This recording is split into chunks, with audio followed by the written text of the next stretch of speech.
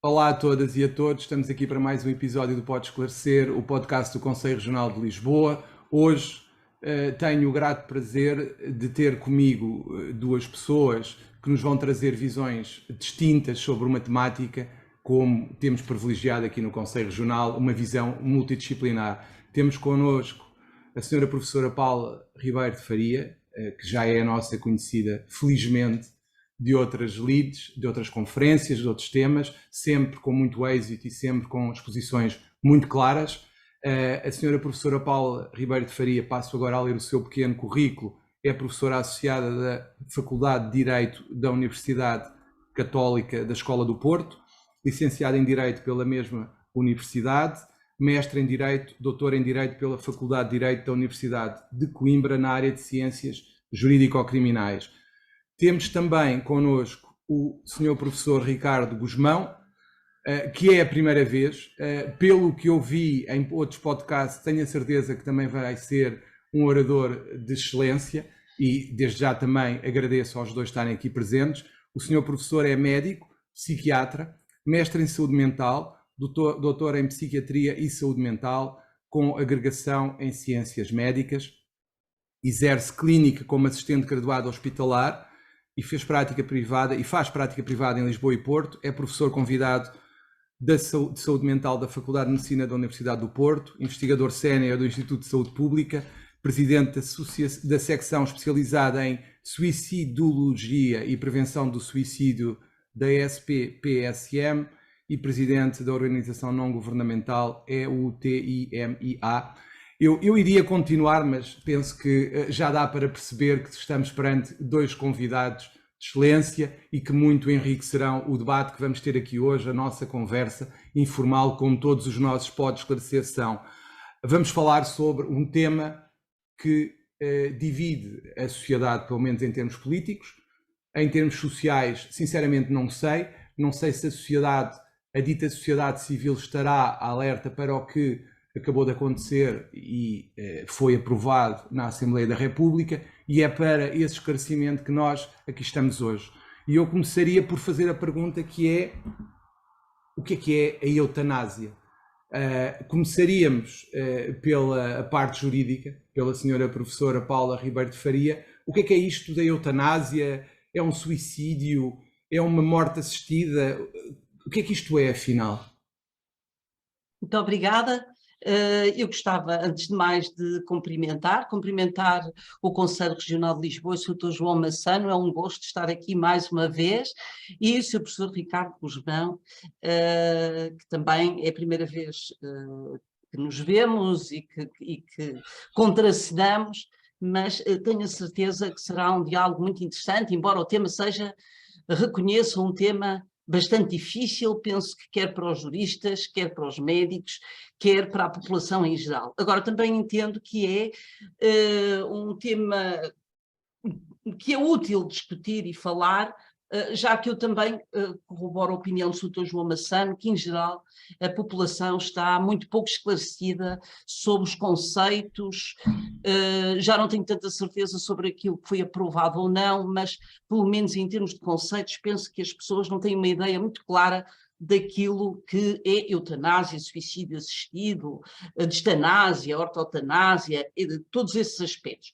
E, portanto, desde logo há um conceito de eutanásia, digamos, que não é verdadeira eutanásia. Vamos aqui envolver os conceitos todos, que é aquilo que as pessoas normalmente designam como eutanásia passiva. A eutanásia passiva corresponde às declarações antecipadas de vontade, corresponde àqueles casos em que a pessoa recusa o tratamento e, como consequência, venha a morrer da falta dele, que é uma situação que eu penso que é pacífica e que não tem nada de discutível. E depois temos a eutanásia, que nós chamamos de eutanásia ativa, portanto, em que um terceiro, aquilo que nós chamamos em direito a heterolesão, portanto, alguém causa a morte a outra pessoa, e que o direito também divide em eutanásia ativa indireta e direta. A eutanásia ativa indireta é aquela que decorre, portanto, a morte decorre indiretamente da administração de substâncias normalmente destinadas a diminuir dores, designadamente cuidados paliativos, as chamadas sedações terminais, portanto, aquelas, até muitas vezes as morfinas que aceleram o processo de morte, e aí também os juristas têm vindo a dizer que não há nada de complicado com essa eutanásia ativa indireta. E depois temos a eutanásia ativa direta, que é mesmo aquela que causa mais problemas de legitimidade, de constitucionalidade, em face quer do artigo 24 da Constituição, quer de disposições penais atualmente em vigor que incriminam o homicídio a pedido e o próprio suicídio assistido, embora esse seja já um conceito um bocado distinto. Portanto, temos em cima da mesa agora a eutanásia ativa direta e o suicídio assistido. São os dois conceitos que estão agora na lei, embora a lei diga privilegiar o suicídio assistido, portanto a chamada autolesão, relativamente à eutanásia ativa direta, que corresponde ao homicídio a pedido. O suicídio assistido, aqui também, realmente vamos nos perder um bocado nos conceitos, mas aqui também há uma diferença entre o suicídio assistido, o suicídio presenciado. Há quem diga até que o suicídio, quando é assistido ou presenciado, já não é, perde um pouco a ideia da autonomia, já que não é a mesma coisa a pessoa quebrar a sua resistência face à morte sem ninguém presente ou ter alguém presente, mas o suicídio assistido é, portanto, o suicídio em que alguém auto-inflige a morte, sendo-lhe fornecida a substância para se matar por alguém que fica ali ou não. O suicídio assistido pode não envolver a presença. Portanto, o médico então pratica o chamado penúltimo ato, mas o último ato pertence ao doente. Na lei, estas duas categorias estão abrangidas sob a designação, que corresponde à designação da lei, de morte medicamente assistida. Portanto, a morte medicamente assistida na lei abrange os dois conceitos. O suicídio assistido, seja ele, chamemos-lhe assim, presencial ou meramente assistido, e a eutanásia ativa direta. Depois, marginalmente, e agora só uma última palavra, porque também o Sr. Professor Ricardo Guzmão terá alguma coisa a dizer sobre estes conceitos do ponto de vista médico, temos a distanásia, que corresponde à obstinação terapêutica, que está fora do conceito de ato médico, designadamente para o Código Penal, portanto, é uma atuação proibida pelo próprio regulamento deontológico dos médicos, pelo artigo 65, número 1, portanto, a obstinação terapêutica, o prolongamento da vida sem qualquer tipo de expectativas de melhoria ou de cura, e temos a ortotanásia, que corresponde à chamada morte digna, portanto, a deixar correr o processo natural de morte até ao seu fim, o que pode ser acompanhado por cuidados paliativos. Não sei se foi claro, esta foi a minha primeira intervenção. Claramente. Eu queria agora, naturalmente, ouvir a perspectiva médica disto tudo. Fala-se em sofrimento de grande intensidade, lesão definitiva de gravidade extrema, doença grave e incurável.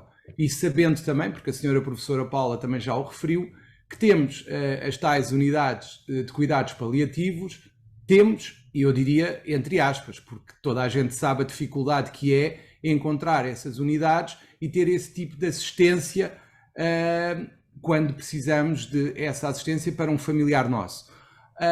Como é que nós, perante este panorama social, em que não temos cuidados paliativos suficientes para toda a gente que precisa deles, podemos cair nestes conceitos jurídicos sem os, desculpe uma expressão, distorcer para nos resolver um problema que existe, na sua opinião?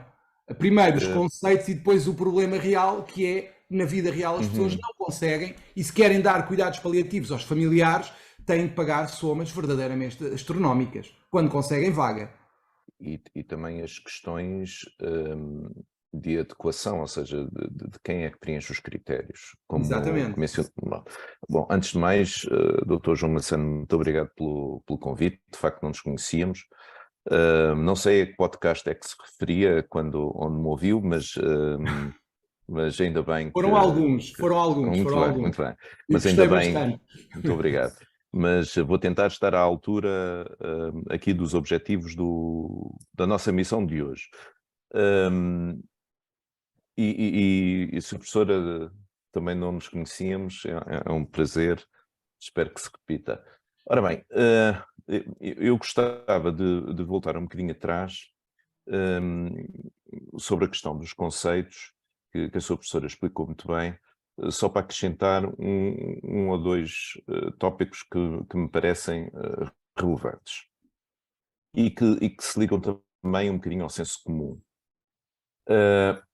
O primeiro é que, apesar do podcast o título ser eutanásia, na realidade a eutanásia é a morte assistida que é provocada, é um ato médico.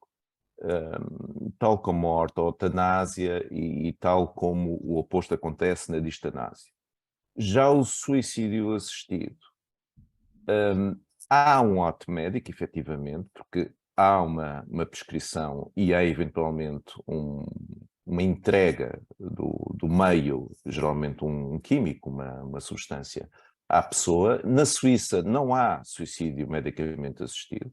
Penso que é o único país onde não há suicídio medicamente assistido, ou seja, qualquer por questões ditas compassivas, pode ajudar uma pessoa a morrer, mas ainda assim, portanto, e é proibida a intervenção do médico, mas mesmo assim alguém tem que prescrever o medicamento letal.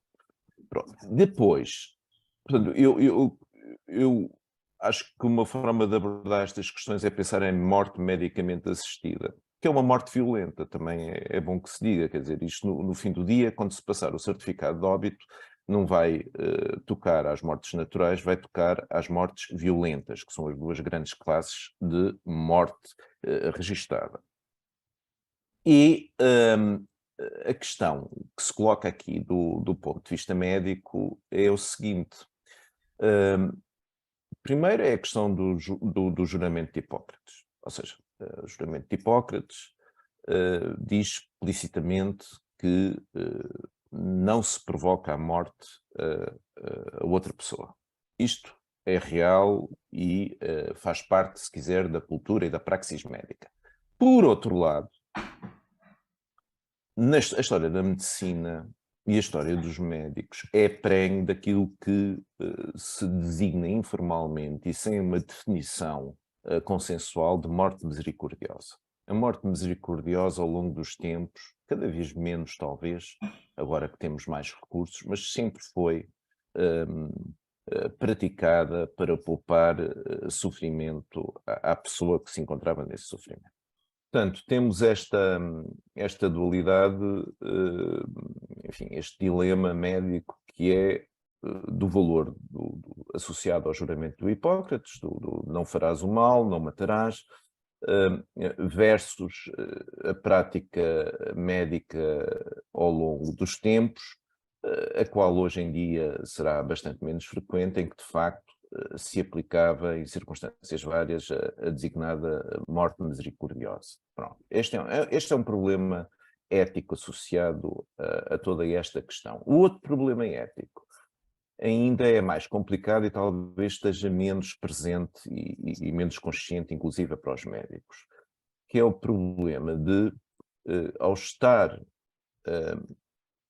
ajudar uma pessoa a praticar o suicídio, que tipo de comunicação é que está a ser enviada à população em geral? Aliás, que tipo de comunicação é que a própria legislação envia à comunicação em geral? E a ideia que as pessoas que trabalham em prevenção do suicídio têm é que, de facto, haver morte assistida deveria ser apenas um ato médico, deveria ser sempre a eutanásia. Porque o suicídio assistido, de facto, coloca um comportamento mimético legalizado, aceito socialmente, como válido. portanto, na cabeça de muitas pessoas, se é válido, também é válido noutras circunstâncias, nomeadamente fora do contexto médico e fora do contexto procedimental. Portanto, há toda aqui uma questão de compatibilização com outra coisa que a sociedade muito valoriza, que é a prevenção do suicídio, que é um problema de saúde pública bastante importante, e que, seja pelo tabu, seja pela falta de consideração do problema, de facto, em Portugal não foi levado em linha de conta, nem pouco mais ou menos. Note-se que, e se calhar voltaremos a este tema, metade das pessoas que, enfim, que entram no processo de eutanásia, metade ou mais têm comportamentos suicidários prévios e metade, pelo menos na Holanda, que morreram por morte assistida, de facto tinham esses comportamentos suicidários prévios. Isto leva-nos a outra questão que iremos falar certamente, mas sobre o perfil de quem,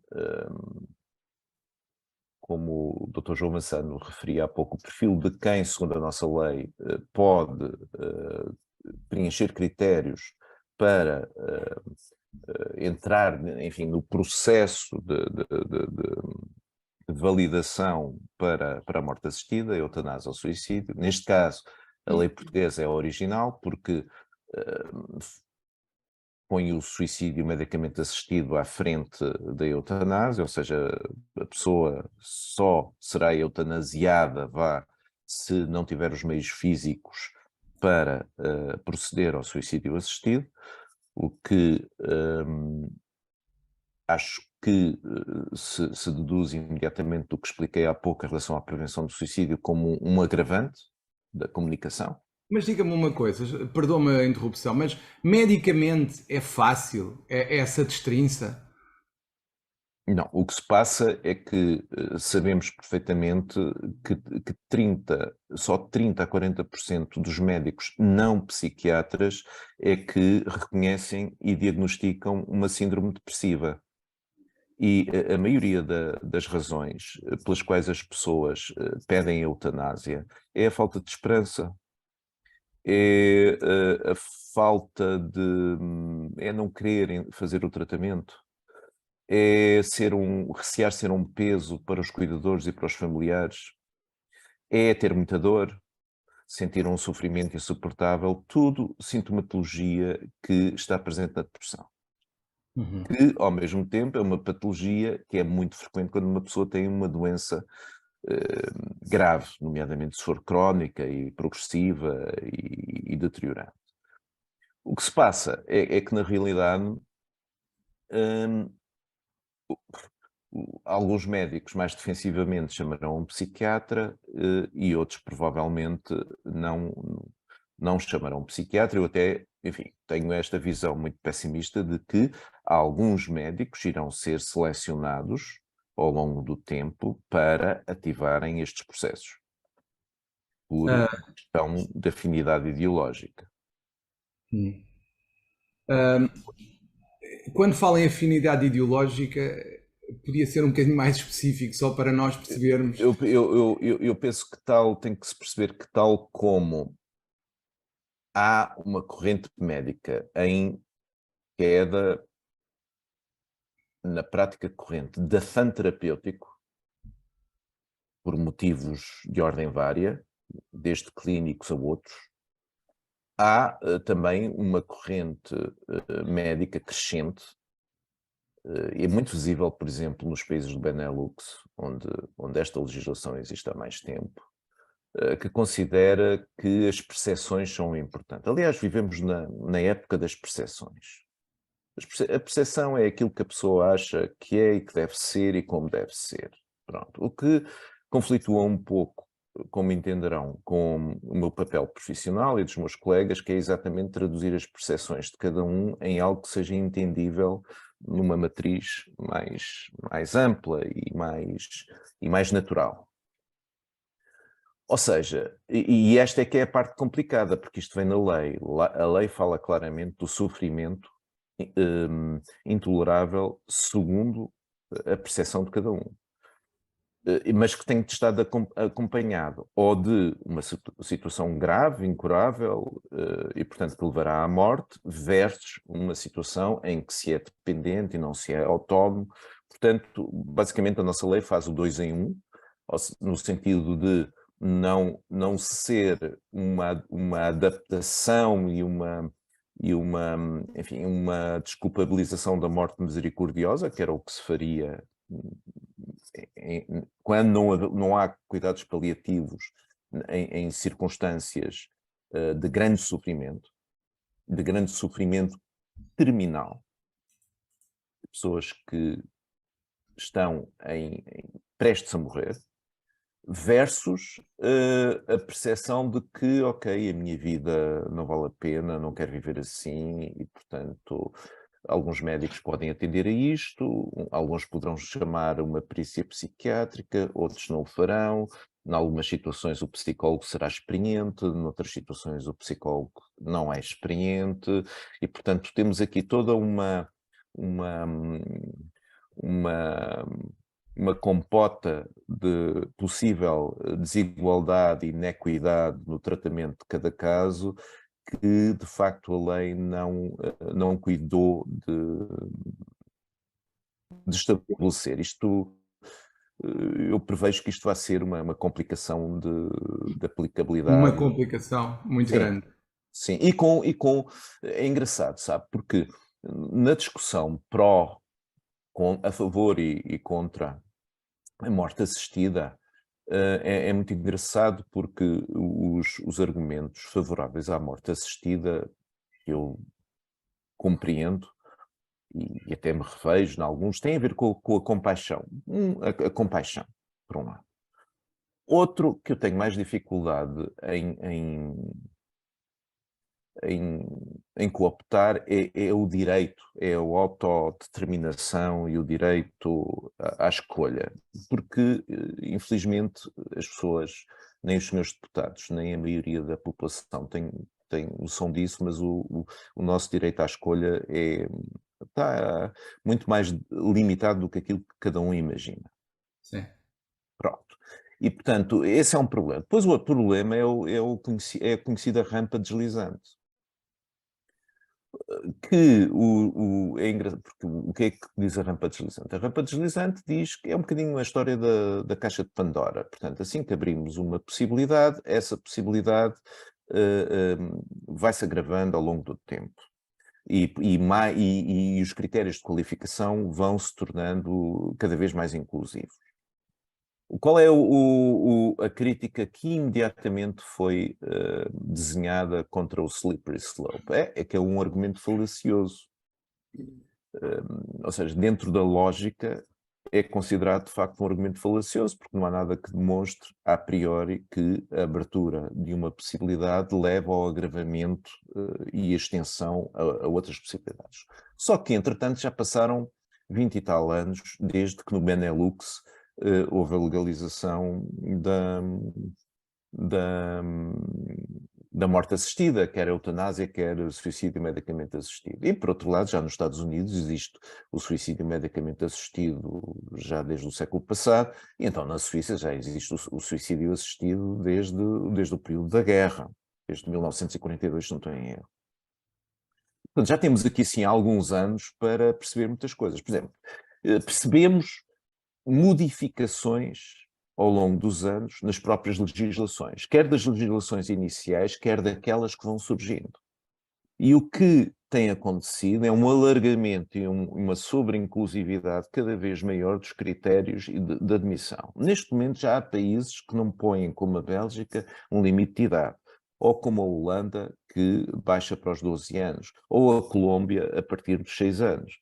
Esse é um critério. Outro critério é a questão das doenças mentais, porque a capacidade, o estabelecimento de capacidade, que eu francamente não vejo muitos psicólogos com competências para o fazerem. Haverá psicólogos que têm competências para o fazer, mas que têm uma formação definida em algumas escolas e em alguns cursos de pós-graduação. A mole de licenciados em psicologia clínica não tem competência para fazer avaliação de capacidade. Eu vejo como problemático que se abra, e que é o que está em discussão, e o que já é possível na Holanda, no Benelux todo, no Luxemburgo, na Holanda e na Bélgica, a abertura a pessoas com doença mental. Que pessoas são estas habitualmente? São pessoas com depressão, são pessoas que recusam tratamento e são pessoas com perturbação da personalidade. Eu considero gravíssimo que num construto legislativo em que existe uma lei que diz que quando uma pessoa constitui um perigo para si ou para terceiros, deva ser tratada involuntariamente e, ao mesmo tempo, haja uma brecha que permite que uma pessoa que eventualmente cumpra esses critérios possa determinar a sua morte. Exato. Também acho uma brecha ética, se quiser, do ethos social, que não havendo uma legislação para a prevenção do suicídio, mas subscrevendo Portugal e estando Portugal numa matriz moral, intelectual, de saúde pública, em que a prevenção do suicídio é um valor,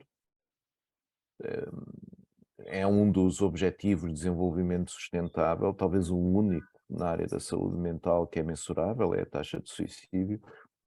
Acho absolutamente antiético, enfim, e ocorre-me outro tipo de adjetivação que, enfim, talvez não seja aqui o local adequado para exprimir, que os senhores deputados decidam fazer um tweak e uma mudança na lei à última da hora, que de facto prejudica a prevenção do suicídio, mas eventualmente possibilitará a não interferência do Tribunal Constitucional. Eu fiquei muito surpreendido com isto, escrevi à Assembleia da República, não tive nenhum feedback dos grupos parlamentares.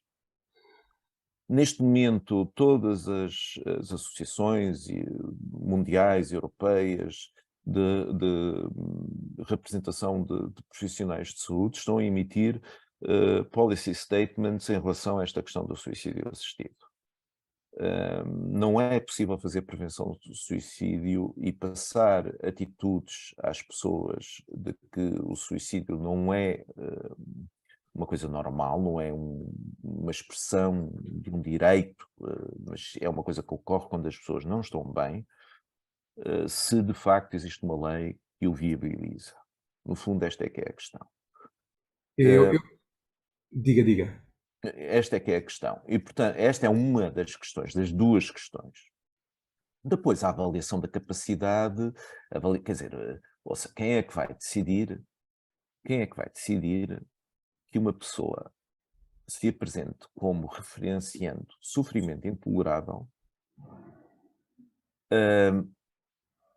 não tenha uma patologia deteriorante ou de morte iminente, terminal, para quem, em comparação com outras situações, porque os médicos, os especialistas sabem fazer esta avaliação, comparando com outras situações similares, aquele caso de facto não se encaixa nos padrões de adaptação da maioria dos casos. E quem é que vai decidir se aquela pessoa preenche ou não preenche esse critério? Porque, habitualmente, em medicina, lá pelo tal princípio hipocrático, que não é o do não ajudarás no suicídio, que é o do não farás o mal, é o primeiro. Non nocere. Não fazer o mal. Quer dizer, em dúbio pro réu, como diriam os juristas, não é? Portanto, quer dizer,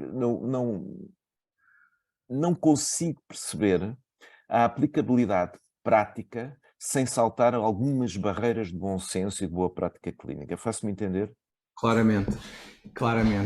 Eu agora aproveitaria então para ver a visão jurídica de tudo o que acabou de dizer.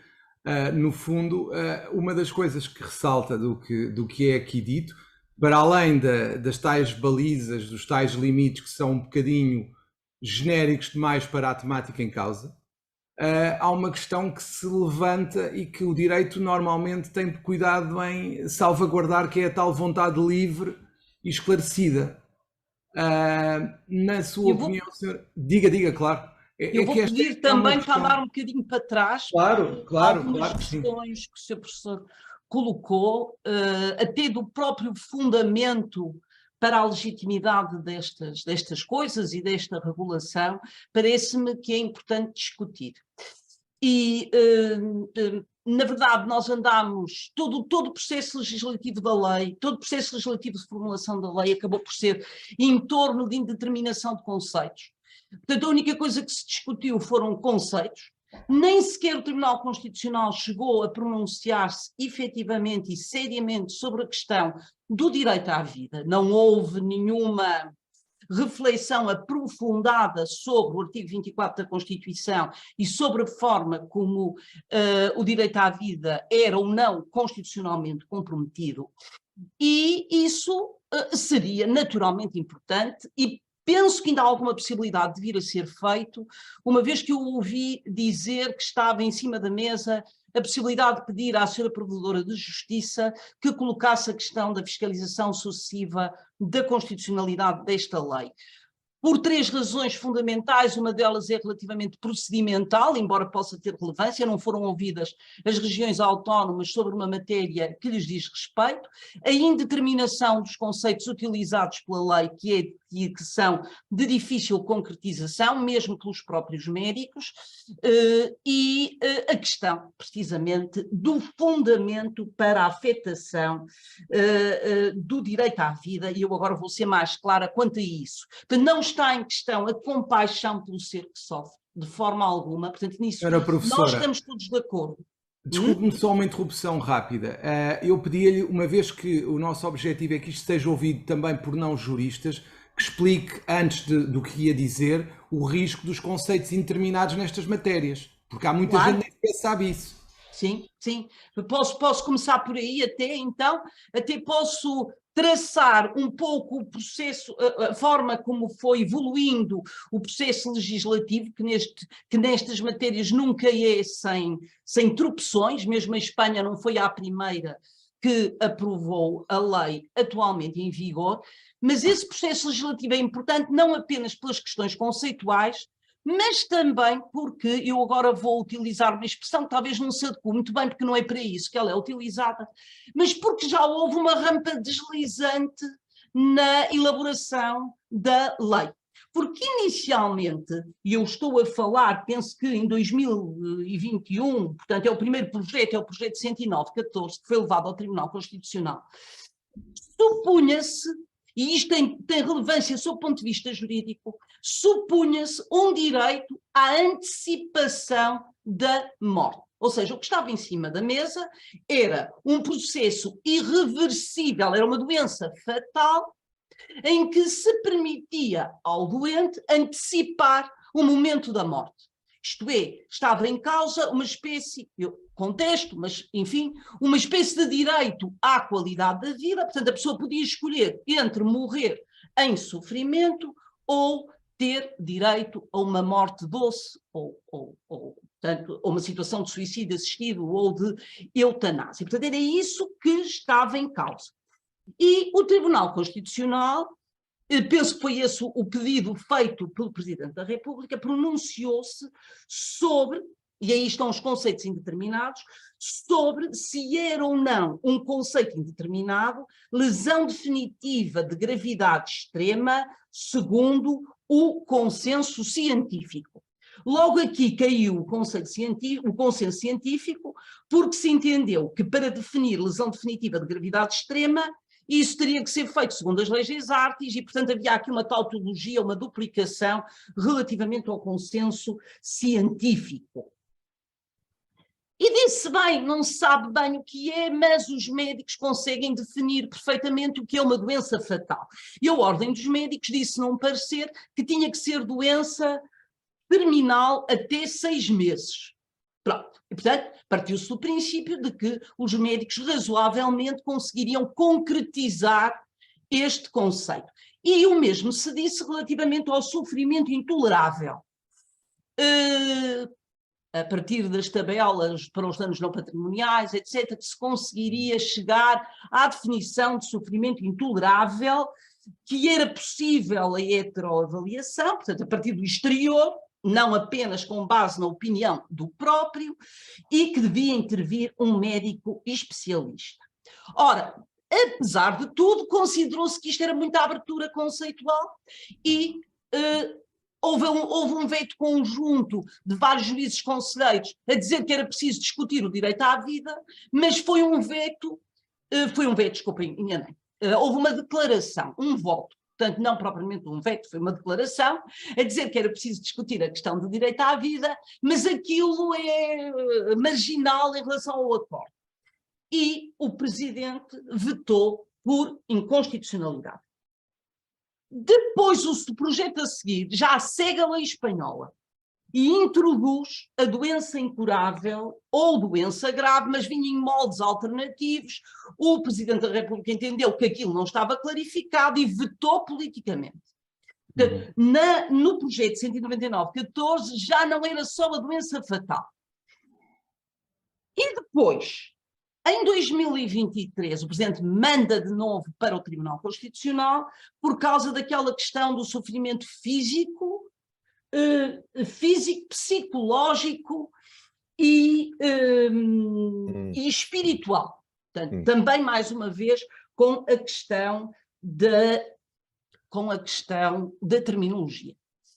E o Presidente veta por inconstitucionalidade, os deputados ficaram muito contentes. Por que é que ficaram contentes? Ficaram contentes porque, mais uma vez, não se debateu a questão do direito à vida e do fundamento para a afetação do direito à vida. Aliás, falou o Sr. Professor, e muito bem, porque é uma questão muito importante e eu já lá vou. Portanto, depois, segundo o veto político, a questão de saber quem supervisiona o suicídio assistido, e andou-se nisto. Portanto, conceito indeterminado para cá, conceito indeterminado para lá, é óbvio que eles são indeterminados, mas ocultou-se um pouco à população a discussão de fundo. E agora vamos então à questão que me parece a mais relevante, que é a questão de fundo. Claro que eu posso agora debater melhor a questão dos conceitos indeterminados, eles são indeterminados. E, obviamente, que o conceito indeterminado, nós sabemos como é que ele tem que ser preenchido, não é? Com alguma discricionariedade, aí também admito, segundo as leis das artes, pronto, mas isso depois já seria uma questão médica. O problema principal é este, e não é irrelevante, por isso é que eu tracei o processo legislativo, não é irrelevante termos passado da doença fatal, terminal, a 6 meses, para o que temos aqui. É que, e agora até me é difícil, espero acho que é fácil de perceber, mas estou aqui assim um bocado atrapalhado. Nós tínhamos, no primeiro projeto, o direito a morrer sem sofrimento. Portanto, a pessoa está condenada e diz: eu quero morrer com determinada qualidade e não em sofrimento. Claro que aí também se podia dizer: ora bem, muito bem, então temos os cuidados paliativos se os tivéssemos. Portanto, se o argumento é o sofrimento, então nós podemos intervir de outra forma que não seja propriamente através da eutanásia. Mas o que se vai dizer agora é muito mais complicado. É que agora aparece aqui um direito à morte como um dever do Estado que nem o Tribunal Europeu dos Direitos do Homem reconhece nos casos onde foram levados lá. O nosso Código Penal continua, precisamente porque não aceita esse direito à morte, mesmo com esta lei, continua a punir o suicídio, o apoio ao suicídio, o auxílio ao suicídio, e continua a punir o homicídio a pedido. Portanto, se continua a punir, é porque continua a entender que não há verdadeiramente um direito à morte, porque senão esses artigos iam cair. Então, vamos lá ver. Qual é o fundamento? O fundamento para isto é um direito à morte? Não, não existe. É o sofrimento? Se é o sofrimento, então vamos apostar primeiro nos cuidados paliativos. E isso aí atirava-nos para outra questão, que provavelmente irá ser discutida também, que é como é que nós estabelecemos um dever do Estado a matar, pronto, não sei, não posso dourar isto muito mais, e há 80% de pessoas, de doentes terminais ou em sofrimento, não têm acesso aos cuidados paliativos. Portanto, digamos que o Estado se coloca numa situação de quase abuso de direito. Numa situação em que está o SNS como está, em que há falta de recursos humanos, em que há falta de recursos financeiros, e se dá a opção à pessoa, uma opção que é condicionada por uma série de coisas, para pôr fim à vida, isto parece-me pelo menos altamente discutível. E que cria uma situação de ameaça aos próprios cidadãos. Mais velhos, mais vulneráveis, porque são estas pessoas que estão aqui. Não são as pessoas, digamos, não vulneráveis em condições normais de reação e de vida. Voltando onde eu estava, eu avisei que ia ser difícil eu seguir isto tudo direitinho até ao fim. Portanto, qual é o fundamento? Direito à morte não existe. Nós não podemos retirar um direito à morte do direito à vida. O que está na Constituição é o direito à vida. E, portanto, não há direito à morte e, como lhes disse, o Tribunal Europeu, há várias decisões em que diz não existe. O Tribunal Constitucional Austríaco e o Tribunal Constitucional Alemão admitem que a pessoa possa ter, de facto, essa liberdade de retirar a si própria vida, mas isso faz cair os tipos legais de crime que continuam no Código Penal e que nós continuamos a ter. E, portanto, o nosso legislador, pelo menos até agora, e mesmo aquele que interveio na lei de eutanásia, não revogou esses artigos. Portanto, não é o direito à morte, não é o sofrimento combate-se de outras formas.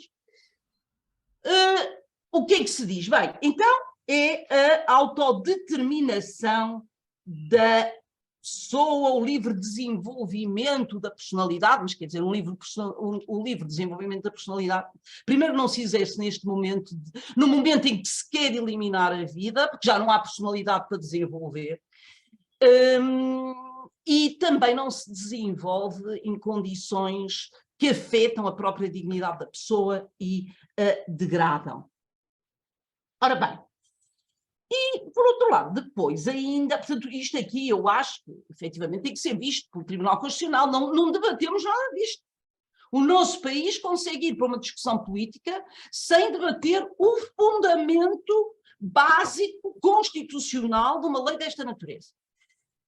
E depois, há a liberdade mais concreta, aquela liberdade do doente que pede. Liberdade, quer dizer, existe liberdade neste momento, quer dizer, há verdadeira liberdade se a pessoa não pode optar.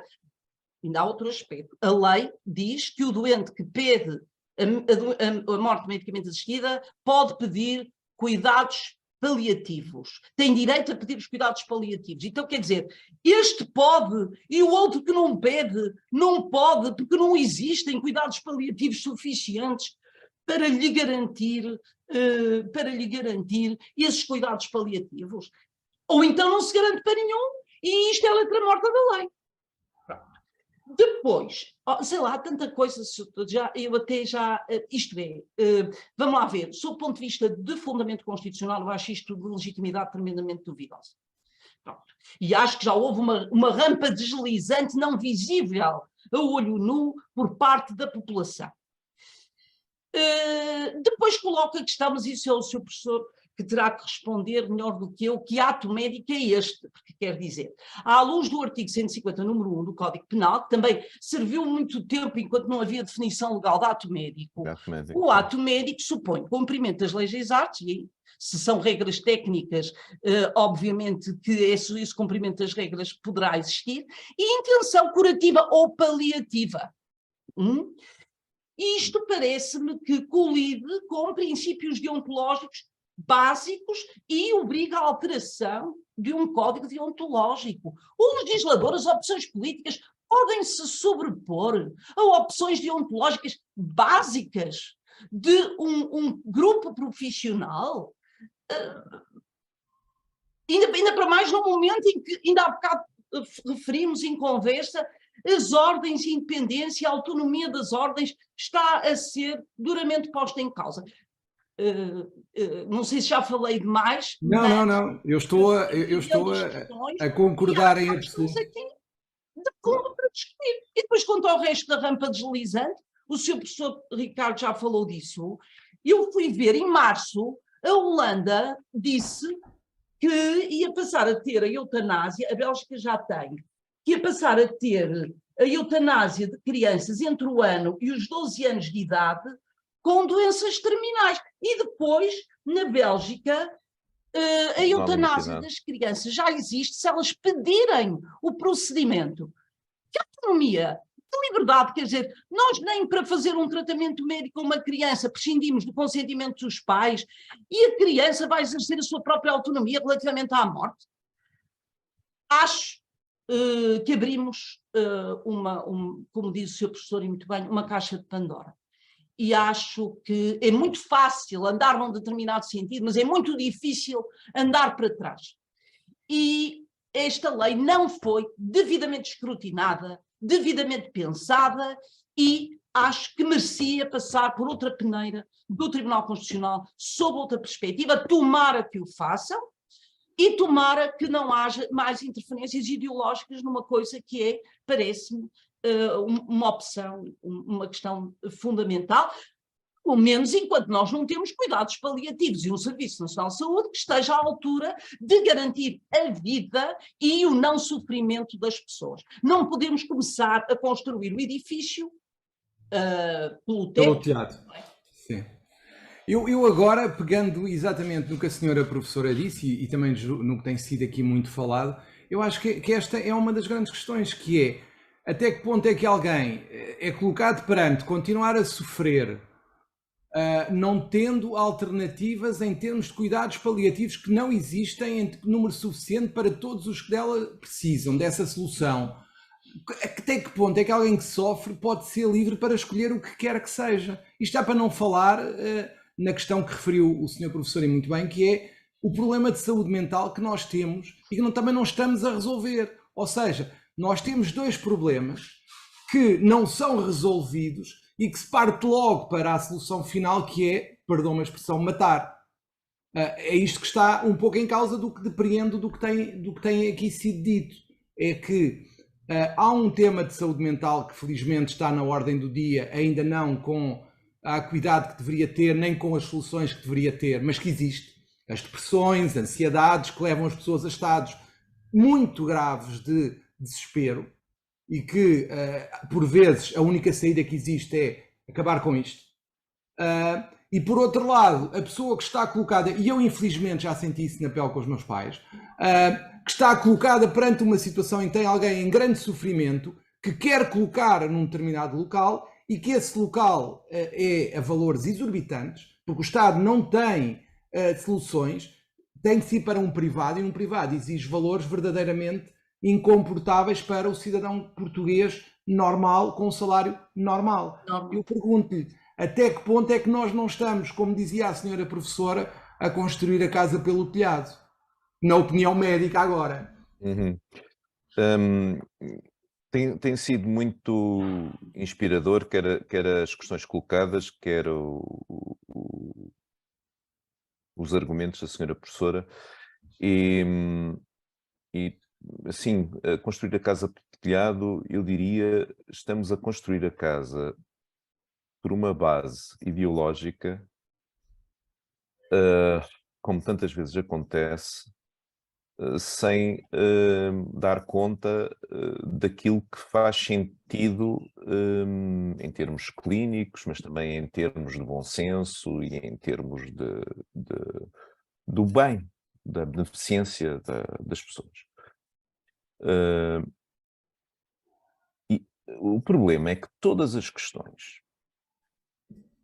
que sejam de âmbito social ou individual, mas que venham enfim, que entrem na praça pública, que desencadeiem emoções, fazem com que os stakeholders, as partes interessadas, os legisladores, só façam as neiras.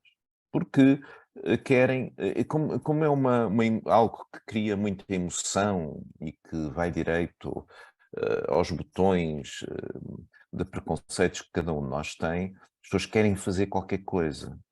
Às vezes até já chegam a uma posição de poder legislativo com algumas ideias pré-definidas. E nós sabemos que é muito difícil que as pessoas mudem de ideias, ainda que técnica, cientificamente, bom senso, demonstre o contrário. Eu tenho que dizer que me choca que uma lei destas, não me choca a lei, vamos lá ver, e não me interpretem mal. O que se passa é que quando pensamos em mortes autoprovocadas ao longo da história, em todas as culturas, todas as civilizações, no mesmo momento histórico, e depois, ao longo dos séculos, têm dois tipos de mortes provocadas, que confundimos todas na mesma expressão, que é o suicídio. Por isso é que se usa o suicídio medicamente assistido, ou suicídio assistido, ou o suicídio não assistido. E essas duas mortes são aquelas que são culturalmente sancionadas, fazem parte do ethos. Os exemplos são inúmeros. Na cultura ocidental, em várias culturas asiáticas, na cultura neolítica. Os exemplos são múltiplos, surgem frequentemente na literatura, no cinema, têm a ver com rituais mais ou menos militares, têm de honra, têm a ver com questões de sobrevivência da comunidade, têm a ver com questões altruístas de sobrevivência do grupo, em contexto bélico, não bélico.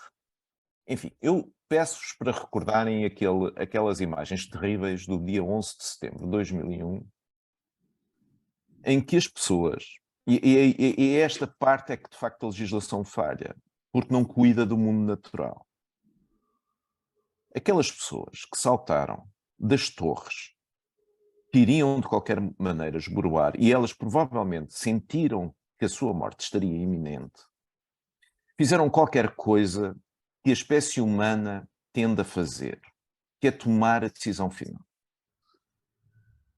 As pessoas, quando estão perante uma situação de vida ou de morte, muitas vezes está descrito profusamente. Tomam nas suas mãos a decisão final de defender os camaradas, de salvar as crianças, de morrer pelo meio que lhes apetece antes de morrer pelo fogo. Por exemplo, eu entre saltar e morrer pelo fogo, não hesitaria em saltar, penso eu. São cenários terríveis, mas de vez em quando nos entram pelos olhos adentro quando ligamos a televisão. E estas coisas acontecem e sempre aconteceram. Portanto, é óbvio que uma lei teria que espelhar este último estadio da experiência humana, para não haver confusões. Esta lei não espelha isso, como a senhora professora muito bem demonstrou. Esta lei vai muito mais além. Eu diria que esta lei normaliza a morte. Mas desculpe, deixe-me só introduzir uma questão que creio que poderá até clarificar para quem nos ouve e vê, que é, acha que estamos num ponto de dizer que, quase exagerando aqui um bocadinho, terminar vidas que não vale a pena serem vividas e legitimar essa situação? Isso é o princípio da eugenia. Isso é o princípio da eugenia. Que tal, já falámos do slippery slope, da rampa deslizante no processo legislativo português, a senhora professora mostrou isso muitíssimo bem. Há, de facto, uma rampa deslizante nos últimos 20 anos, nomeadamente na Europa, na forma como as várias legislações que se iniciaram no Benelux têm evoluído. E mesmo como aquelas que têm surgido mais tarde, como a espanhola e a portuguesa, como se têm configurado. Há também aí uma rampa deslizante. Mas há mais. Há uma rampa deslizante na evolução do suicídio nos países e nas regiões onde a morte assistida é possível. E comparando com populações e comunidades muito semelhantes, em que a morte assistida não é legal.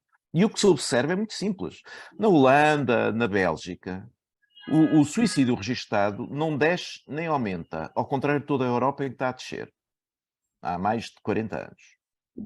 Não desce nem aumenta, é exatamente sempre a mesma coisa. E o mais importante é que eles muitas vezes nem divulgam as estatísticas de suicídio.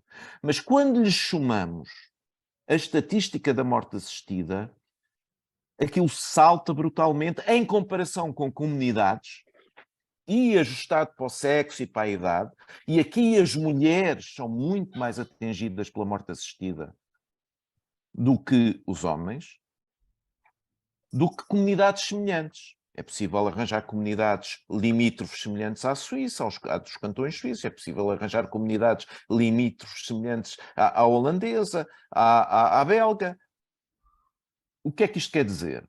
Quer dizer que, de facto, em termos epidemiológicos de evolução da mortalidade, parece, de facto, haver uma interferência da lei na quantidade de pessoas que morrem por morte violenta.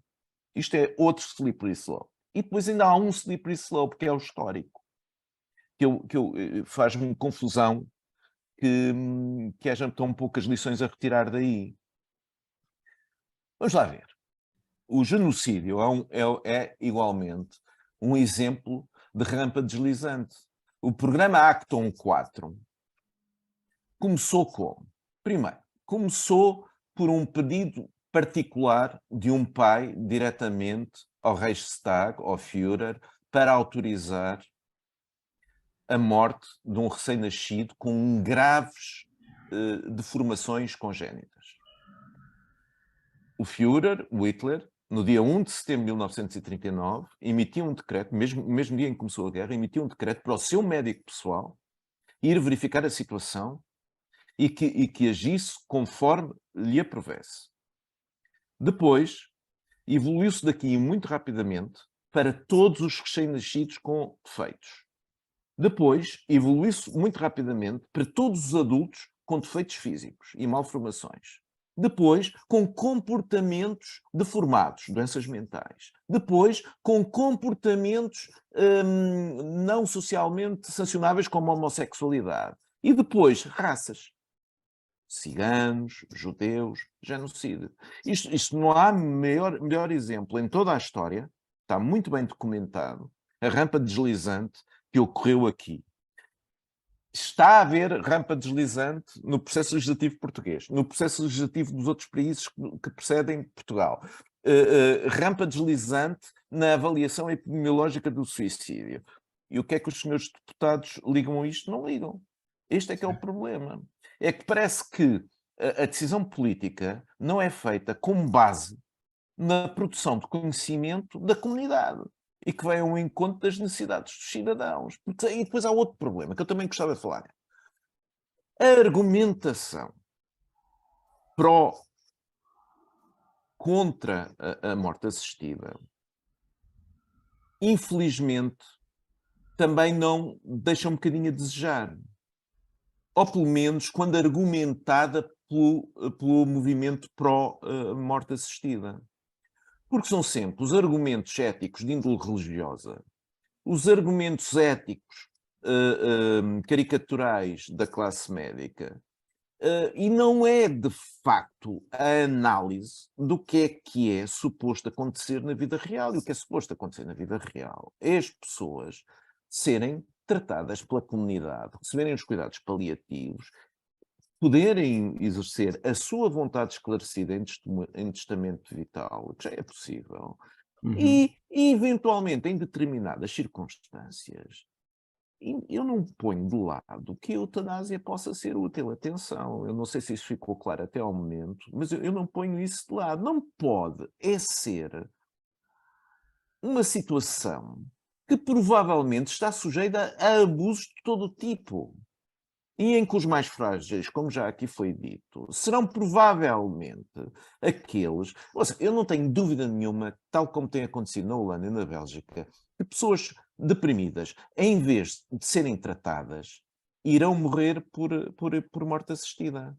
Por que é que acha que isso acontece? Isso acontece porque, olha, acontece culpa da psiquiatria que não investiu suficientemente num ramo que se chama psiquiatria de ligação, que é, de facto, educar os colegas sobre as questões de saúde mental e, ao mesmo tempo, tratar as pessoas que estão com doenças ditas físicas, enfim, de outros setores que não o psiquiátrico ou mental, e ajudá-las a progredir no processo de doença. Isso é de facto um problema grande. Provavelmente, se houvesse uma psiquiatria de ligação mais instituída e com mais peso nas instituições hospitalares, provavelmente este ramo da psiquiatria teria sido ouvido com mais fragor. Depois, todo o processo legislativo, ou seja, quem foram os psiquiatras que foram ouvidos no Parlamento? Quem foram as associações? Mas os psicólogos foram ouvidos, mas os psicólogos chegaram ontem a esta área. Ontem. As pessoas não têm noção disso. Mas o psicólogo não é um médico, não faz diagnósticos. Portanto, esta é uma situação muito, muito complicada, que tal como está elaborada e tal como se prepara para ser implementada, vai desencadear a existência daquilo que já vimos no passado, ou seja, doutores-morte, não é? Porque haverá muitos médicos, a maioria, que não desejará implementar por questões de consciência, mas haverá de certeza, até porque a gente já começa a adivinhar quem é que será, já se começa a adivinhar que haverá doutores-morte e haverá locais onde as pessoas se dirigirão para poder, onde se inscreverão para poder entrar neste sistema. E depois, não é obrigatório, ao contrário de alguns estados, nomeadamente nos Estados Unidos, não é obrigatório, tal como não é obrigatório em Espanha, tal como não é obrigatório na Bélgica, na Holanda e no Luxemburgo. Não é obrigatório uma avaliação de capacidade. A única limitação é não há doença mental. Mas o que já foi modificado no Benelux, o que irá, obviamente, acontecer a mesma coisa também em Portugal, e no Benelux já se discute a desmedicalização do processo. Neste momento, o que se discute no Benelux é que as pessoas, pura e simplesmente, tal como a senhora professora estava a chamar a atenção, consideram que têm direito à morte.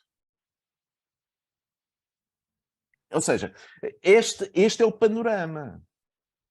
Ou seja, se houver um simpósio de médicos sobre morte assistida com médicos do Benelux, nomeadamente mais jovens, as posturas são completamente diferentes.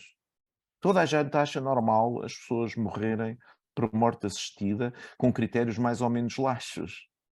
Se isto não é uma demonstração de slippery slope, eu não sei o que isto é. Mas diga-me uma coisa, eu agora queria só fazer aqui uma ligação com o direito e antes de voltar à parte médica, que eu acho que é fundamental para compreendermos tudo isto, obviamente que tudo o que aqui foi falado, toda esta normalização social ao fim e ao cabo, que existe e que nós, infelizmente, já temos muitos casos disso, basta olhar à nossa volta, estes mitos sociais que se vão criando numa sociedade de que, como a maioria quer assim, isto já passa a ser normal, e o normal deixa de ser algo que tenha raízes e valores éticos, e passa a ser passa a ser uma ditadura. É uma ditadura da maioria. Ou seja, nós deixamos de ter princípios que fundem as soluções para passarmos a ter soluções conjunturais de acordo com a maioria vigente. E impressionou-me bastante a comparação que o senhor professor fez com a questão nazi, porque eu há bem pouco tempo estive em Auschwitz e de facto é algo que me choca, porque o que eu sinto é, naquele caso nós tivemos uma normalização de uma ideia de superioridade ariana que foi aceita numa sociedade e que legitimou uma série de coisas, ainda que as pessoas não tivessem a verdadeira noção do que estava a acontecer. O que é certo é que quase todos defendiam a ideia da superioridade ariana.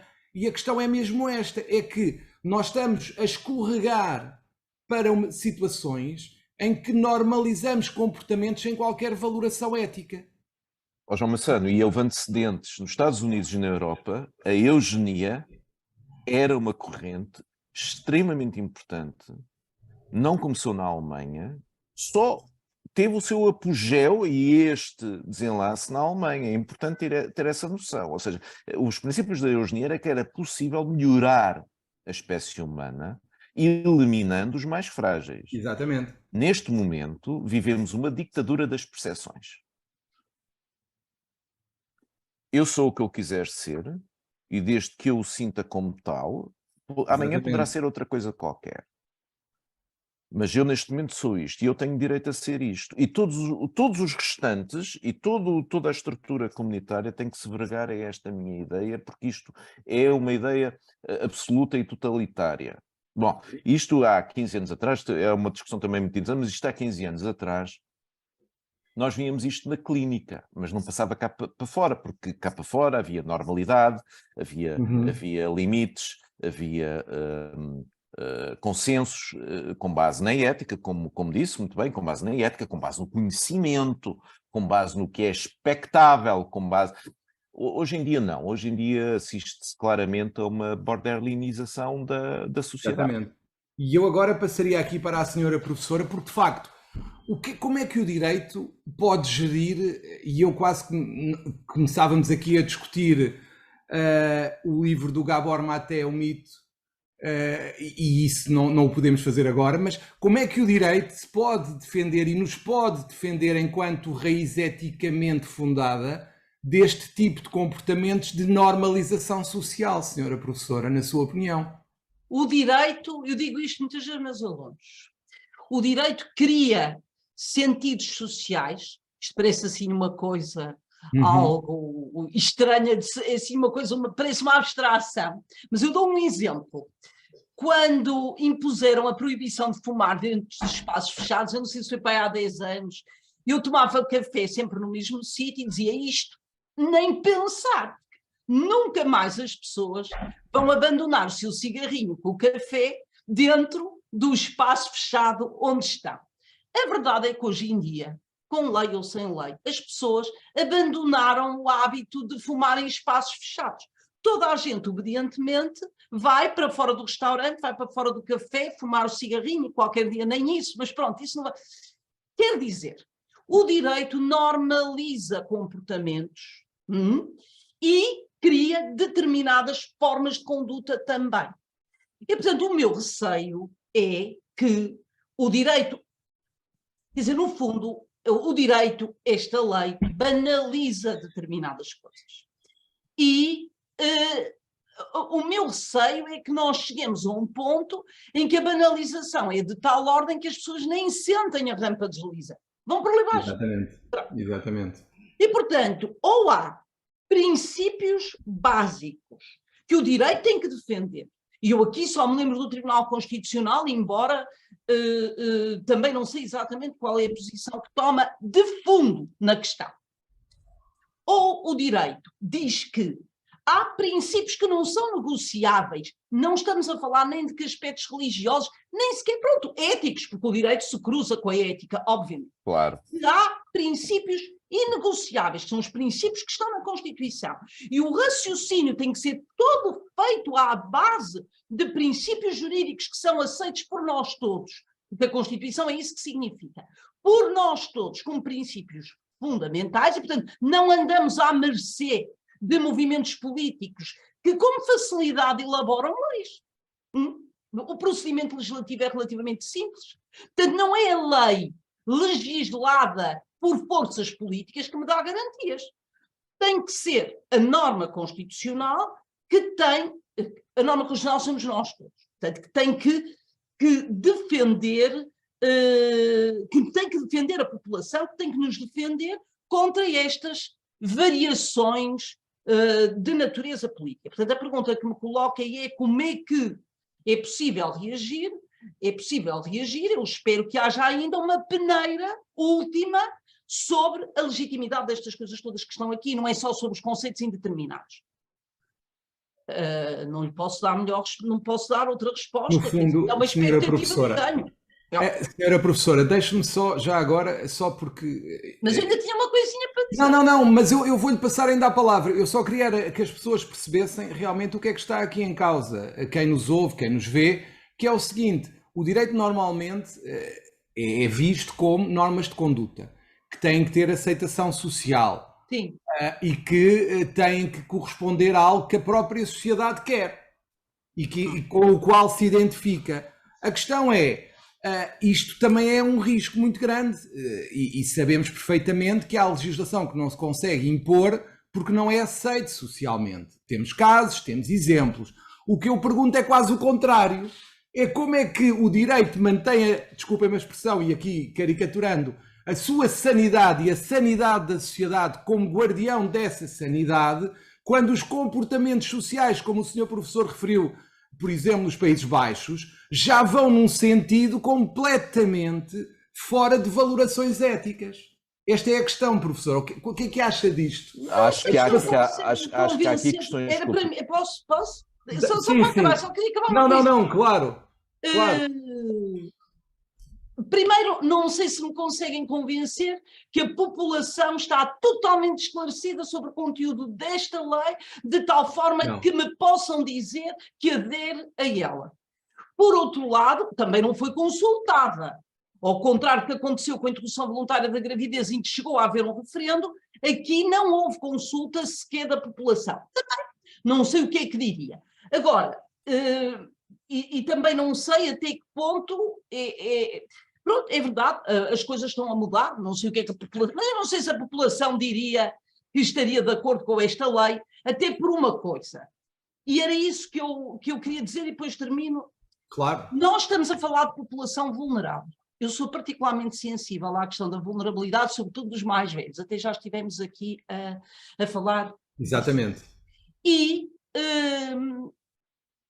acho que uma população que está desprotegida nunca se vai conseguir detectar as chamadas pressões ocultas. Eu não sou psiquiatra nem psicóloga, não sei, não é? Mas há uma coisa que se chama pressão oculta, que é aquela coisa que a pessoa pensa assim: o meu filho já não tem dinheiro para me manter aqui em casa, não tem dinheiro para pagar os cuidados paliativos num estabelecimento privado de saúde. Eu sou um peso. Esta decisão aparentemente vai ser livre, porque ele nunca vai confessar estas coisas. Só que isto é uma desproteção total destas pessoas. E elas não vão ter a opção. Portugal é o país que menos investe na OCDE em cuidados paliativos. O que se devia exigir ao poder político, eu sei que os recursos são limitados, mas o que se devia exigir é mais investimento nos cuidados paliativos, na cura das doenças, nos médicos, no Serviço Nacional de Saúde e inclusivamente, e isto não é ideológico, na própria família, porque se sabe que as famílias têm os cuidadores têm um papel fundamental no apoio a estas pessoas. E muitas destas pessoas têm a solidão. Realmente alguém que está incapacitado, que está numa cama e que está só, quer dizer, não há muitas alternativas para essa pessoa. Portanto, tem havido um desinvestimento, até benefícios fiscais para quem está em casa a tomar conta dos pais, uma situação mais compensadora para a vulnerabilidade. Não, isto é fácil, isto é um processo administrativo, é uma burocratização da morte que vai abrir portas para a resolução de problemas imediatos, falta de camas, etc. Permite-me só colocar uma questão sobre o que acabou de dizer e felizmente esta é uma conversa que poderia durar horas, porque o prazer de falar convosco é tremendo, mas há uma coisa, antes de passar ao senhor professor, que é a seguinte... É que eu interrompi o senhor professor sem querer... Não. Deixe-me só colocar-lhe esta questão, senhora professora, porque tocou num ponto que eu lhe queria colocar, que eu a queria questionar, que é, conhecendo nós duas situações. Uma é, o regime do maior acompanhado, infelizmente, tem tido abusos. Temos tido, infelizmente, situações em que, para, desculpa-me a expressão, se apropriarem do património dos pais, claro, recorrem a esse tipo de processo. Sabendo nós já disto, sabendo nós que em termos de violência sobre idosos ela aumenta cada vez mais, e sabendo nós que muitas das vezes nem é tanto o não haver dinheiro do filho, mas é o facto do filho achar que está a gastar demais do dinheiro dos pais que vai ser para ele na sua velhice, e convencer o próprio pai ou a mãe a cometer eutanásia, a pedir a eutanásia. Olha, a Espanha permite isto. Nós utilizamos as declarações antecipadas de vontade, embora não se diga lá isso, mas como declarações de natureza negativa. Ou seja, não se diz ao médico o que é que ele pode ou deve fazer, diz-se o que é que não se autoriza a fazer em determinados momentos. Portanto, obviamente que não se pode vincular o médico a um procedimento, mas normalmente o que se diz é: eu não quero ser sujeito a medidas de suporte de vida, não quero isto, não quero aquilo. Ora bem, a Espanha permite que no testamento vital ou na declaração antecipada de vontade se estabeleça previamente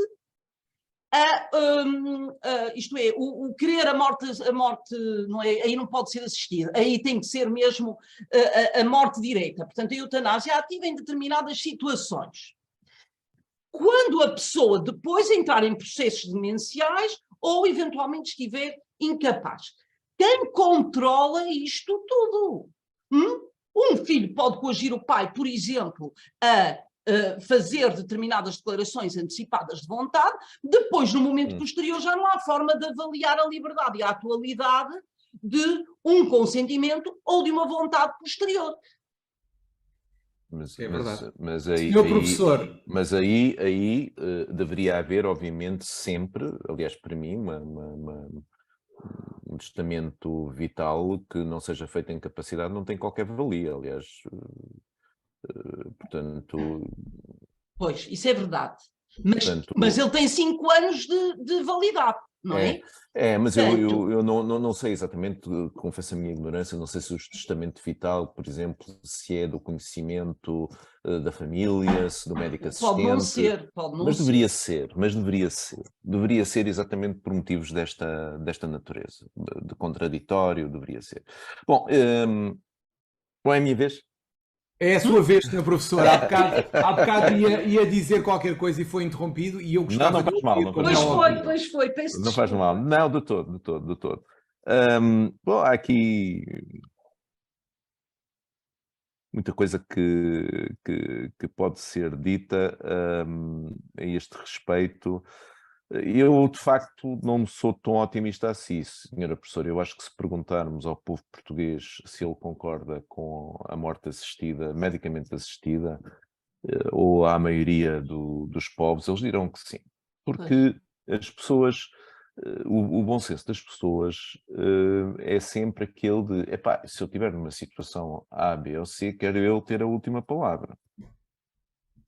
Pronto. Depois, a interpretação que é feita deste impulso natural, ou a forma como se faz a translação disto para a construção de uma lei, é que é mais ou menos democrática no sentido de interpretação do que vai na alma das pessoas.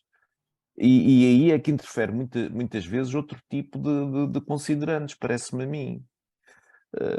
A maioria das pessoas não se importam de ficar mais gordos ou de terem problemas de saúde, desde que continuem a funcionar, desde que continuem a amar, desde que continuem com a sua família. Mas algumas pessoas não, acham que têm direito a morrer se não se reconhecerem elas próprias no espelho.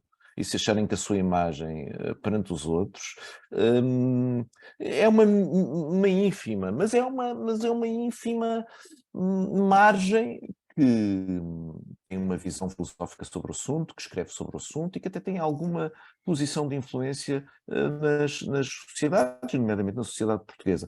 Sabem que o Benelux, culturalmente, é uma região muito diferente da maioria dos países da Europa, e incluiu aqui o leste europeu. Por metro quadrado, talvez seja a região da Europa com mais sangue na Terra. E é uma região da Europa onde, enfim, onde classicamente existe uma cultura de rebelião em relação aos poderes instituídos, sejam nomeadamente de cariz ideológico, religioso. E hoje em dia, no Benelux, apesar de ser uma sociedade capitalista, enfim, com princípios de democracia e de respeito pela propriedade privada e pelos direitos humanos, muito semelhante a todas as outras que a delimitam, há na realidade algum gosto pela ruptura. Quer dizer, isso aconteceu na reforma, isso acontece, por exemplo, na medicina. A medicina, nos últimos 50 anos, uma das maiores influências do pensamento epistemológico médico no Benelux, e que contaminou muita gente noutros pontos do planeta, nomeadamente na Europa, Reino Unido, Alemanha, França, um filósofo austríaco, Ivan Illich, que era basicamente um nihilista e que dizia que a medicina só servia para fazer mal às pessoas, precisamente o primeiro princípio, e muita gente acredita nisto, atenção. Vivemos também um tempo, que também não é por acaso, tem a ver com esta bordanização da sociedade, em que as verdades são equivalentes. Ou seja, verdade científica ou verdade sociológica, proselitista do mundo A, B ou C, é tudo a mesma coisa, é tudo conhecimento. Basta ver os negacionistas, não é? Basta ver as sim, a Terra é Sim. plana, o genocídio nunca existiu, as vacinas não servem para nada, os médicos, mas sabem lá, cada um faz aquilo que pode. Portanto, vivemos, e a verdade é que como as percepções são tão importantes, e como todos têm que ter os seus 5 ou 15 minutos orwellianos de fama, não é? Para sermos realmente democráticos é tudo eito. Quer dizer, eu recordo-vos, vivemos num país em que foi produzida legislação que dá equivalência a medicinas alternativas à medicina. Quer dizer, isto para vocês pode não vos chocar muito, mas estamos a falar de um negócio de milhões e, ao mesmo tempo, de milhões de anos de vida que se perdem à conta daquelas palermices. E, portanto, e que tem uma única e simplesmente a ver com iliteracia. Sim. Talvez se investisse um bocadinho mais na literacia, a todos os níveis, a começar pelas partes interessadas. Repare, eu não quero, eu sei que a Assembleia da República é prenha em juristas e, portanto, não quero parecer aqui mal educado. É um espaço, isto é um espaço de liberdade, não há aqui constrangimento. É isso, eu quando olho para a composição da Assembleia da República, desde há muitos anos, não é só esta, só lá vejo gente, ou políticos profissionais, ou juristas, ou pessoas das humanidades. De vez em quando vejo uma pessoa das biologias ou das medicinas, eu não sei quem. Mas é raro. Há um pensamento legislativo completamente desconectado do conhecimento. Mas são dados milhões de euros, e não é só em Portugal, é também política da União Europeia, construções mais ou menos pseudo-delirantes de conhecimento que não vale coisa nenhuma e que trazem uma data de problemas à sociedade. Certo, é verdade. E, portanto, porque se considera que aquilo tem alguma valia em termos sociais, tem valia de dar emprego a alguns e se calhar de distrair outros, mas se tiverem oportunidade ou se recordarem, aconselho-vos a leitura do Embuste de Sokal, do livro do Alain Sokal, que ele fez publicar ainda no século XX, sob o formato de um paper para uma revista de ciências sociais, que foi obviamente publicado, e aquilo é um embuste, basicamente um tipo físico, e aquilo é de rir, mas foi publicado numa revista de ciências sociais muito, muito afamada. Agora, se virem bem, todas as trends sociais, todas as legislações ditas de ruptura, tudo o que está a acontecer tem única e exclusivamente este construtivismo social e este relativismo moral por trás. Eu também não quero fazer política aqui, nem penso não estar a fazer política. E como digo, eu não sou completamente contra a eutanásia, eu acho que já terão percebido isso. Agora, o que me parece que é extremamente lesivo é que pessoas que estão frágeis e que têm necessidades vejam essa sua necessidade substituída por um processo irredutível, que é a morte. O que me custa é que façamos estes processos um bocadinho à revelia, aparentemente transparentes, mas completamente à revelia da maioria das pessoas e do debate, e não cuidemos da nossa cultura de morte, que não existe. É verdade. E, portanto, quer dizer, quando a morte faz parte da vida, quer dizer, isto é uma coisa terrível.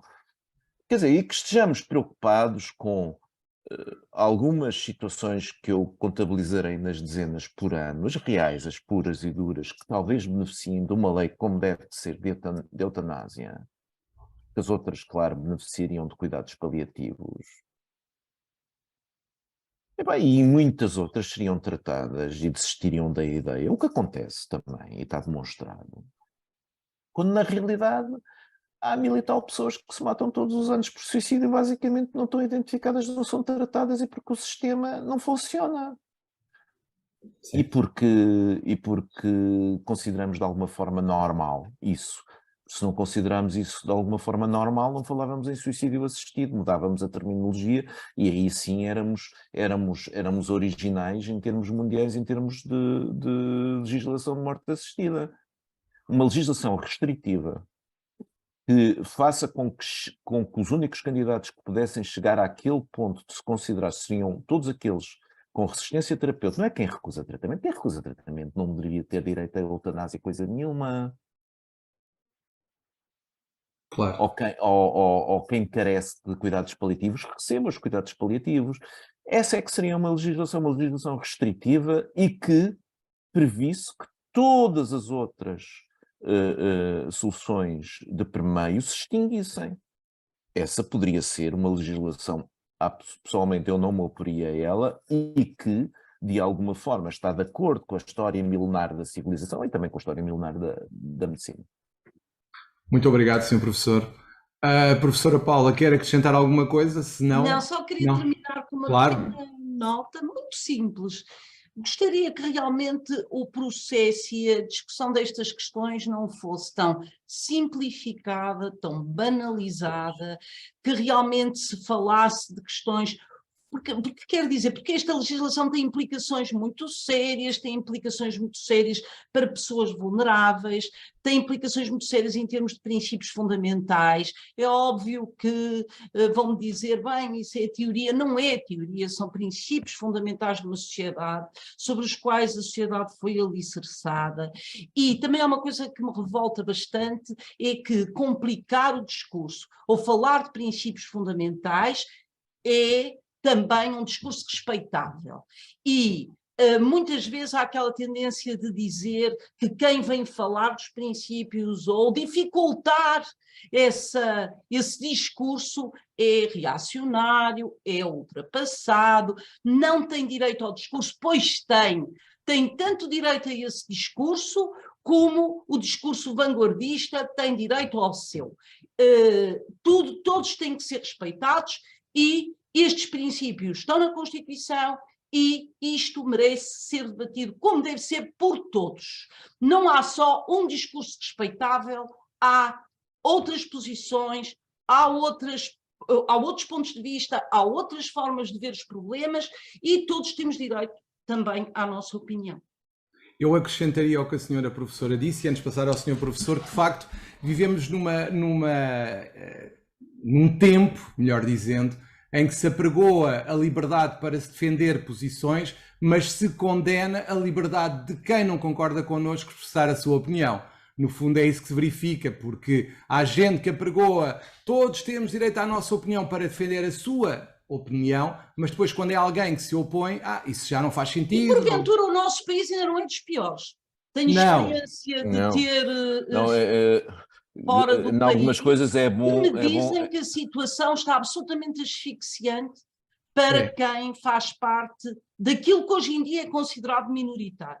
É verdade. E, portanto, a liberdade não é assim. Isso não é ser livre, nem é respeitar as minorias ou maiorias, ou o que seja.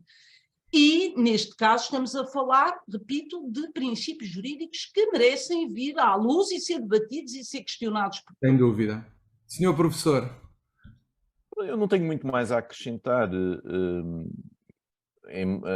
Enfim, a ideia que eu gostava de que permanecesse na cabeça das pessoas é que, se calhar, o que nos trouxe até aqui foi a desatenção a algumas coisas, a algumas questões. E isso inevitavelmente leva a que as pessoas que se ressentem reajam de uma forma ressentida e que desistam de dialogar. De facto, esta questão da crítica implícita, do receio de cancelamento, de não poder efetivamente falar livremente, porque há interditos, inclusivamente na lei, há coisas verdadeiramente disparatadas que eu tenho medo de ser processado e que não vou mencionar aqui, mas que existem na lei e que são, na realidade, um lápis azul, não compatível com a educação de muitas pessoas. Portanto, uma coisa é a intenção, outra coisa é aquilo que se diz da boca para fora. Eu não considero que se possa criminalizar aquilo que se diz da boca para fora. E, todavia é isso que se faz. E é um ponto em que, se uma pessoa dá a sua opinião, ou seja, eu durante todo este processo achei que por bem não dar a minha opinião em relação à eutanásia, ao processo da morte assistida. Porque achei que me seria muito mais prejudicial em termos de carreira e de profissão do que se a desse. Só não resisti no último movimento quando percebi que aquilo era uma jogada politiqueira que tinha impacto numa questão que me é cara, enquanto médico, enquanto pessoa que trabalha em saúde pública. Claro. E é isto. Acho também que há aqui questões de educação em saúde mental e não só, em ciência, que fazem com que a nossa legislação muitas vezes não tenha alma e não tenha bom senso natural. Há uma confusão muito grande desde sempre, desde há muito tempo, que se resolveu na ciência, mas o pessoal ainda continua nesta guerra, que é a história do social versus natural. Isto, em termos de conhecimento, foi resolvido. Nós hoje em dia percebemos que os genes são muitos e com potenciais muito distintos. E que esta pessoa que aqui está, aqui convosco, poderia ser diferente se os genes tivessem sido ativados outros ou tivessem sido ativados de outra maneira ao longo do percurso de vida. Portanto, não há nada determinado a priori, mas também não há tábuas lisas sem barreiras a priori. E as pessoas parece que acreditam ainda que é tudo dependente, sem barreiras, daquilo que se faça socialmente. E estas utopias, às vezes, são um bocado complicadas. Vivemos neste momento vivemos um ciclo histórico que me preocupa profundamente. Porque é um ciclo histórico que favorece e amplifica os extremismos. E estamos a ter um pouco exemplo disso de todo o lado no mundo. E eu penso que aquilo que está a acontecer, particularmente com esta legislação, tem a ver com este movimento mais amplo. Sim. É isso que eu acho. Muito obrigado, senhora professora Paula Ribeiro de Faria. Foi um gosto recebê-la aqui mais uma vez. Tenho a certeza que voltará. O senhor professor Ricardo Guzmão, foi um prazer também tê-lo aqui. Foi uma conversa extremamente interessante. Também tenho a certeza que voltará. Obrigado.